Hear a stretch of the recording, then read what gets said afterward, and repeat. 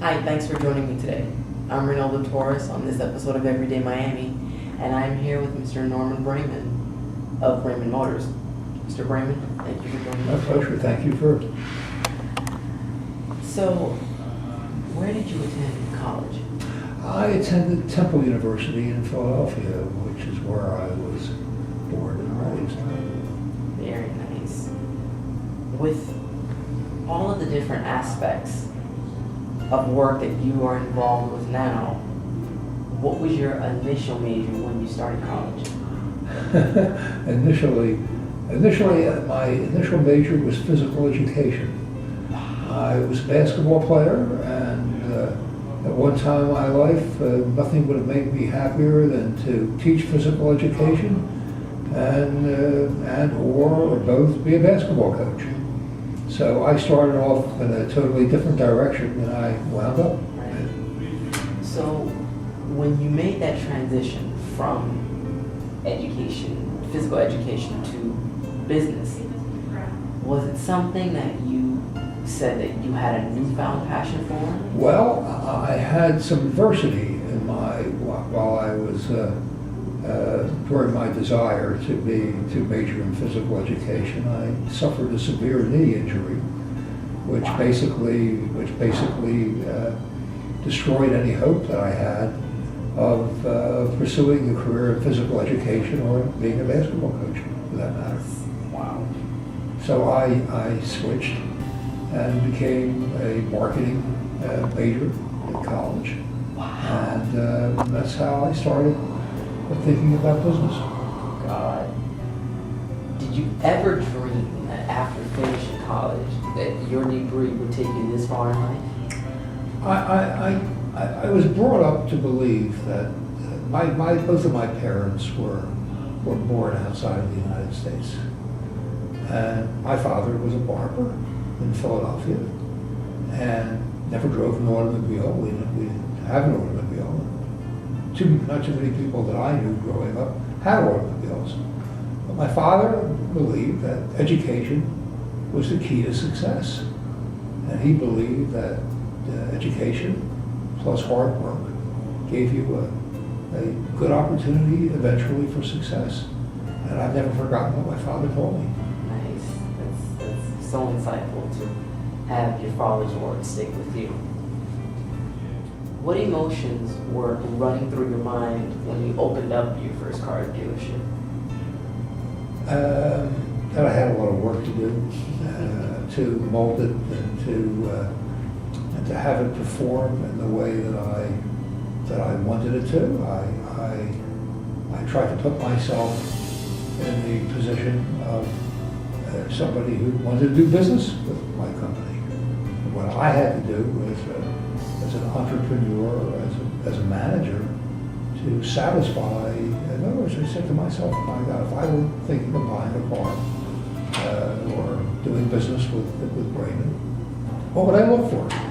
So I developed a list of those standards, and I employed those standards, which I did then, and I still try to even today, many years later.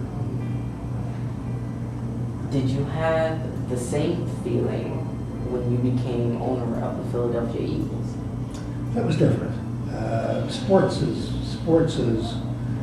is different because you're not directly playing the sport. You're not directly dictating the outcome. You rely on an organization. You rely on people who have knowledge. I never knew what constituted a fine offensive tackle or anything like that.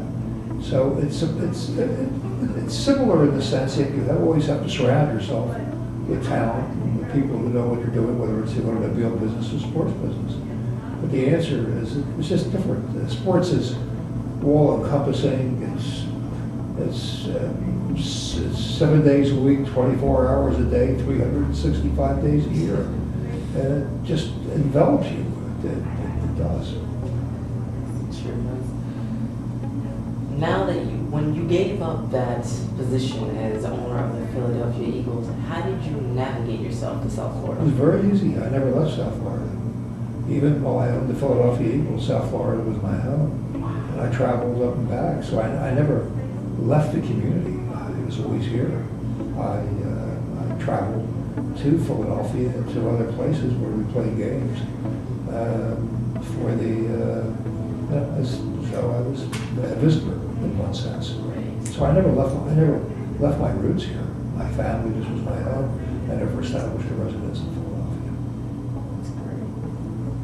Now, everyone has heard about your recent plans to get a recall on Mayor Carlos Alvarez. Do you ever encounter people in the street that feel what you're doing is wrong? Sure. Yeah, absolutely. Happens all the time. Happened yesterday, and happened just yesterday. And I believe that's fine. I welcome that. This is democracy. People are entitled to their opinions, and I respect that right. So that doesn't bother me. I think that's healthy. What motivated you to start this recall? Very simple. The mayor believes that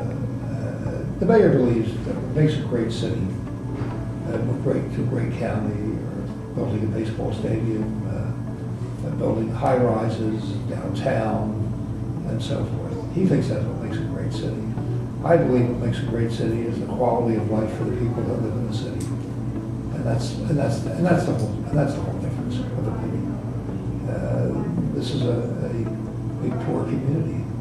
The city of Miami is the poorest city in the United States on a per capita basis, and I just felt that the mayor was wrong to increase taxes by $174 million, and at the same time giving out increases in salaries of $132 million. And I just think that's not good for the people. I think it's wrong politically. I think it's wrong in every sense. I think it's wrong morally. So that's what this whole thing's about. I like being a civic activist, and I don't like putting myself in the dogmatic position. So I'm very happy being myself and doing what I like to do. And particularly talking to a young man like you gives me it gives me a wonderful feeling as far as the future of our community, the future of our country. And I like the fact that you're in school and obtaining an education with real goals in mind. That's what I went through. I went to college and I borrowed my tuition and paid it back after I left college. That's like... I mean, my family didn't have the resources to send me to college. It was that simple. My father worked very hard. He worked 6 long days a week and didn't earn very much money. So, you know, I think that's an advantage that we have in growing up this way. And now look at all you've accomplished. It's amazing. Well, I still have a lot more to accomplish. I'm not ready to quit. That's great. With all the responsibilities that you have, does that ever have an impact on your social life or time with your family? No, I make time for my family. My family's first and foremost to me. I speak to my daughters every single day, just about. I speak to my grandchildren. I've been married to the same woman for 54 years. Wow. So I think you have to work with family, and I work with my family. I don't take anything for granted with my grandchildren or my daughters. What do you enjoy doing in your spare time? I love to read. Amazing. I love to read. Any particular author that you stick with? I am a nonfiction reader, so I am interested in biographies of people that are fascinating. I'm interested in history. That's the type of reading I do. I'm an avid reader of everything concerning Abraham Lincoln that's ever been written, and that's my vocation when I work. Beautiful. You said you're not ready to give up just yet. So where do you see yourself in 3 to 5 years? I don't concern myself about that. As long as I'm healthy physically, as long as I'm alert mentally, I plan to continue doing everything that I'm doing. I'm not going to stop. At the end of the day, what is the one thing that you say yourself that you gain from being a successful businessman? I don't look at, I don't judge that on the basis of the end of the day. I believe that all we have in this world is our name and nothing else. That wealth doesn't indicate a good name or dictate a good name. But my father had a wonderful name, so I just ask myself the question: how good a person am I? What can I do to be a better person? But I look at myself every single day when I shave, and I like who I am, and I like who I am. It's the best way to put it. It's great that when you can love yourself and love what you do, it's I don't love myself. I'm happy with myself. There's a big difference. I'm happy with myself. I feel good about what I do. Is there a message that you would like to send to the viewers listening? Yeah, education, work hard. It opens up the doors for you. That's what I believe in. That's what I believe in. That's what I tell them in terms of my grandchildren.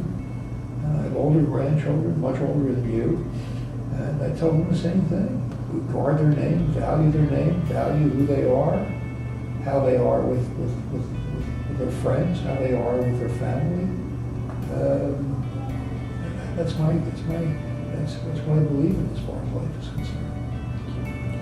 Well, there you have it, everybody. A dedicated businessman with years of experience who just wants equality for everyone in South Florida. I'm Reynaldo Torres, and this is Everyday Miami. Thanks for watching. We'll see you next time.